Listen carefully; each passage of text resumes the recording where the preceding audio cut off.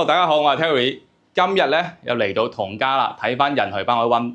咁其實上個月同今個月咧，北海灣嘅銷量非常之可觀㗎嚇，係整個同家嘅 No.1 嚟嘅。咁點解咧？好簡單，我先帶大家睇一睇佢面前呢個三重景觀先。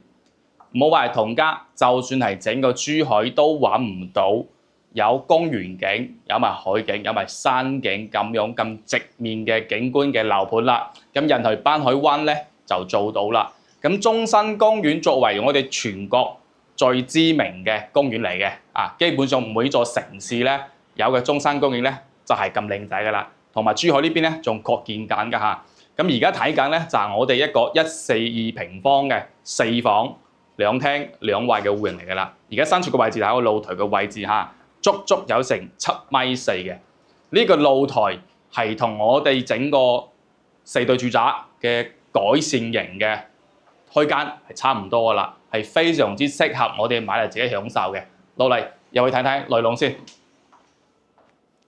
嗱，嚟到我哋廳嘅部分，呢個廳咧開間成4.5米，咁睇起身點解咁大咧？因為呢度係 book 咗一間書房㗎嚇，到時交落俾我哋咧係有個牆喺呢度嘅。咁就算我哋唔 book 咗埲牆咧，4.5米開間嘅廳咧，亦都非常之大㗎啦。過到嚟我哋嘅餐廳呢度，餐廳就作為一個圓台可以坐到8個人㗎嚇。咁其實我哋想做餐邊櫃咧，我哋再做翻長台咧，喺呢邊做長台，呢邊做一排餐邊櫃加埋酒櫃咧，仍然冇問題㗎嚇。咁講到我哋嘅廚房啦，咁廚房嚟講就係 U 字型嘅，我哋嘅一個交標係非常之高檔次，我哋嘅三件套啦，都係用咗我哋嘅老闆或者係方太啲知名嘅品牌啦，加埋上邊嘅我哋嘅涼霸加埋我哋嘅窗。嗱，廚房嚟講咧，名廚非常之緊要嘅咁其實如果打開埲窗咧，就係南北對流嚟㗎啦。咁講開南北對流啦，142咧，若果有啲客戶，我有個業主問我啦，其實佢話 Terry 有個缺點喺度喎。我話咩咧？佢話如果呢個海景咧係朝南向幾好啊。我話唔係㗎，點解發展商呢度要朝東北朝向咧？因為珠海咧係比較潮濕嘅，加埋我哋正對住一個海景啦。若果係望南向咧，潮濕係比較之嚴重啲嘅。你都唔想你行出去露台望咁靚景觀咧，濕濕地㗎嘛。所以用東北嘅朝向咧，反而會舒適好多，會通風好多。咁落嚟睇翻我哋第二個房間先。第二個房間其實你入嚟睇，你會感受到，你覺得呢個係客房啦，定係主人間咧？呢個房間嘅 size 就同我哋100平方嘅3房嘅主人間一個 size 嘅，雙人床3邊落，加埋我哋呢一排嘅衣櫃。所以你買翻142嘅咧，都係我哋一啲改善型嘅，買翻嚟享受嘅業主嚟㗎啦。呢個第二個房間，落嚟睇翻第三個房間之前啦，就有一個公共嘅洗手間。我哋嘅鏡櫃都係3段式嘅，後邊都有我哋嘅收納空間啦。然之後我哋嘅洗手池啦，加埋我哋一個洗手間，可以入去睇下我哋嘅景觀嘅。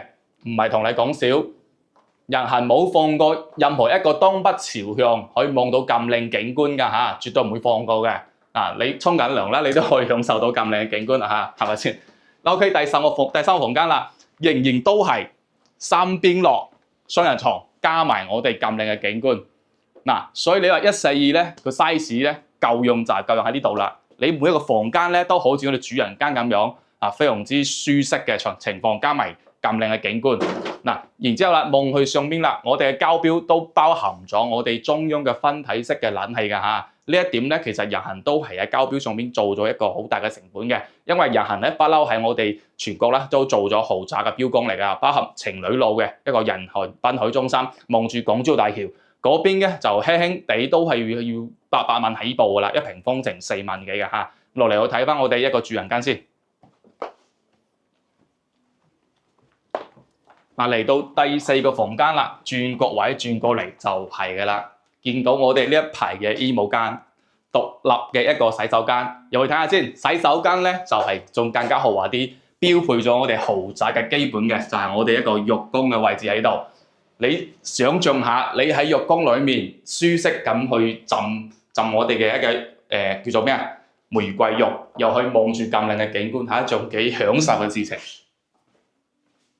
落嚟睇翻我哋嘅裏面先。過到我哋衣帽間啦，就睇到我哋2.2米嘅大床，3邊落。然之後呢邊嘅景觀咧就會差少少，望翻我哋嘅內園景啦，加埋我哋少少嘅山景啦。咁所以我哋好多買翻142嘅業主咧，都係要着重去睇翻個三重景觀嘅一個嘅目的啦。咁其實我覺得呢個主人間嘅景觀都係一個缺點嚟嘅，即係你要睇翻靚景觀就去到洗手間。如果個主人間呢邊咧朝南向咧就冇咁靚嘅景觀啦。咁 OK， 咁類似呢個單位咧142嘅價錢，而家360萬左右到420萬都可以買到一個中高樓層嘅嚇。咁呢個價錢嚟講咧，圍落嚟嘅價錢係比起我哋2-3年前啦，係算企得穩㗎啦。所以我哋好多業主買翻人行呢邊咧個二手交易咧都係非常之保值嘅嚇。咁如果你係中意買翻咁靚景觀嘅，同埋咧一個叫做交通方便嘅戶型咧實用嘅，我覺得人行142咧一定啱你嘅。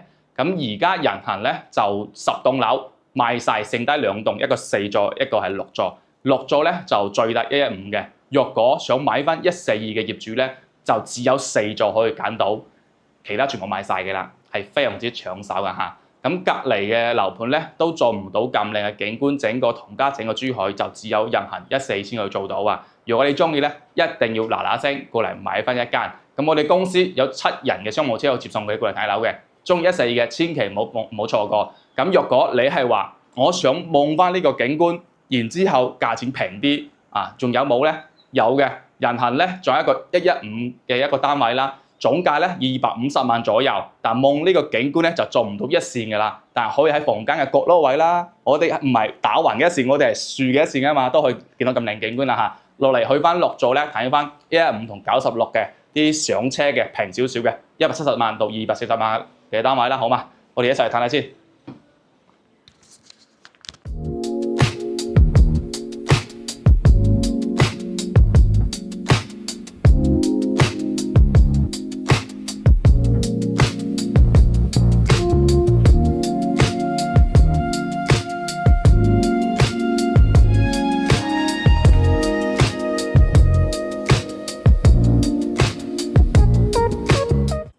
咁而家嚟到6棟嘅18樓啦，咁睇翻2梯4伙嘅115平方嘅嚇，咁最大4房啦，咁等陣睇埋96平方嚇，咁呢度嘅價錢咧就係250萬左右，加埋精裝修就 OK 嘅啦。入到嚟咧睇嚟個內籠先嚇，咁轉過嚟啦，呢個房間其實係書房仔嚟嘅，到時嘅交標就係有埲牆喺呢度嘅嚇。咁發展商打通佢咧，就令到我哋整個空間變成一個雲廳嘅設計，就非常之闊落㗎啦。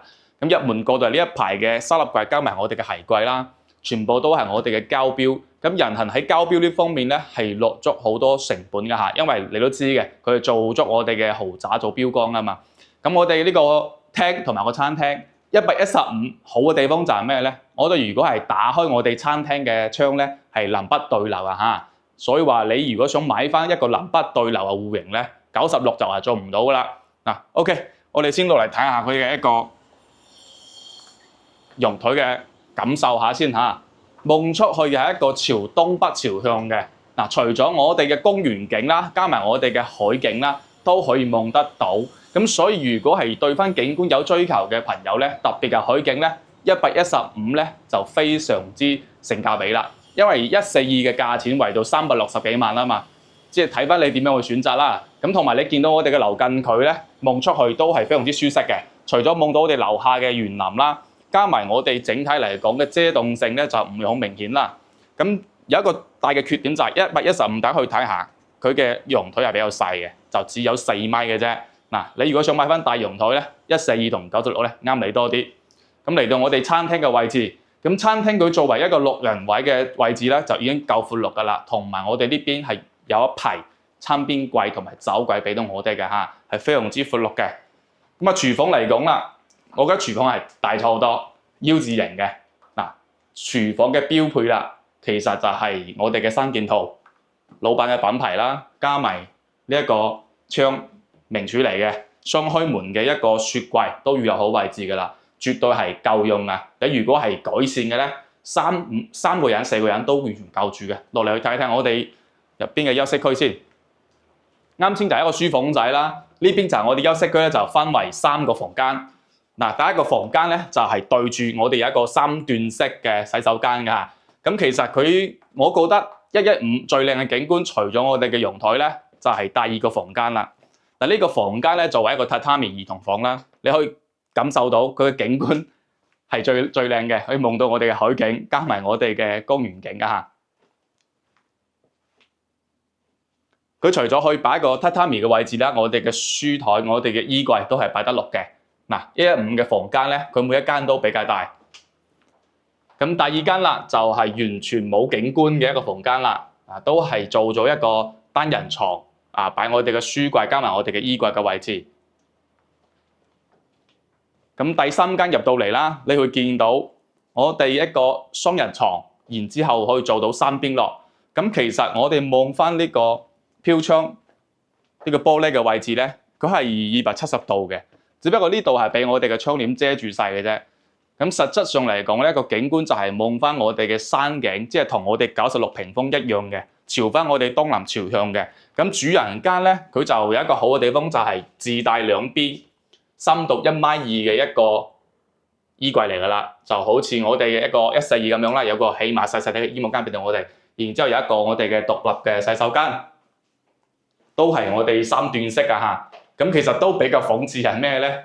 大家可以嚟睇下先嗱。因為朝東北朝向啊嘛，佢嘅景觀咧都係望到海景。呢一點我覺得其實係都算做有山有海啦。因為其實喺同街呢邊，你想喺買翻一個海景同公園景咧，就只有人行呢個樓盤先買到噶啦。就算隔離嘅萬科咧，佢都係好難得睇到咁嘅3個景觀㗎嚇。咁類似呢個價錢咧，其實你240萬、250萬都買到一個中高樓層㗎啦。咁我哋有啲後想問翻，有冇啲仲性價比仲高啲嘅咧？有嘅嚇。咁我哋去睇翻96平方嘅一個示範單位先。嗱，右手邊就係我哋嘅交標啦，佢係景觀靚啲。我哋睇翻左手邊呢個擺咗家私家電嘅。咁同樣我哋嘅一個收納櫃、我哋嘅鞋櫃全部都係我哋嘅交標啦。咁其實96嚟講咧，佢就係個廳嚟講就係一個書廳，就比我哋115咧就係個客廳嘅一個開間咧就係少咗。一個係3.5米，115咧就係4米。整體嚟講，感受嚟講係唔會差得好遠嘅嚇。咁同埋你可以見到96嘅一個比較大嘅賣點咧，就係佢嘅陽台嚟㗎啦。佢嘅陽台咧係6.2米嘅，即係比起115咧係大咗1倍。而且你望出去嘅景觀咧係一覽無餘嘅山景，鳳凰山山景。嗱，加埋我哋樓下嚇。其實你可以睇翻樓下呢邊係發展商佢自己嘅商業用地嘅，即係會起翻5層樓高嘅商業就絕對唔會有遮擋嘅。咁遠處咧就係我哋啲本地同家嘅一啲舊樓啦，佢要拆咧都好長時間嘅，你預留嘅時間就唔使驚㗎啦。嗱，呢一點咧就係景觀非常之好嘅山景啦。落去入去睇一睇我哋其他嘅房間先。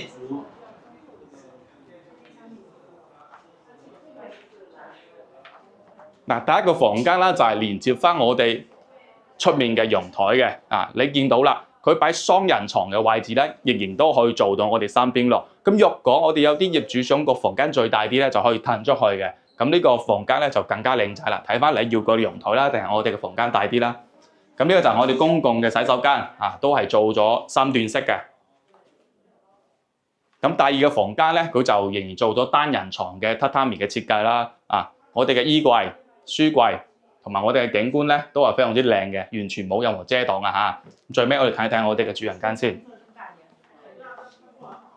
主人間就有我哋獨立嘅洗手間啦。咁同埋就係同115咧就區別喺邊度咧？少咗一個衣帽間，佢衣櫃咧就喺呢邊嘅位置。咁仍然都可以做到我哋三邊落加埋我哋嘅雙人床，然之後你個書桌去下呢度啦，加埋個景觀都係非常之靚仔嘅。咁96平方咧，個價錢就170萬都可以買到一個中樓層嘅嚇，170萬。咁佢嘅首期咧25萬左右啦，就可以買低咁嘅單位嘅啦。咁類似我哋嘅同家咧，你如果景觀上靚啲，性價比高啲，交樓質量要好啲咧，人行可以話係你最尾嘅選擇嚟嘅啦。因為其實你睇翻我哋其他樓盤咧，你要去到嘅位置咧就唔係核心區嚟嘅。咁後環呢個片區同我哋前環同北環嚟比咧，就係我哋一個深中通道同埋深珠通道落腳點嚟嘅。深中通道咧就係1個小時就可以喺我哋呢個位置去到深圳灣口岸同埋福田口岸。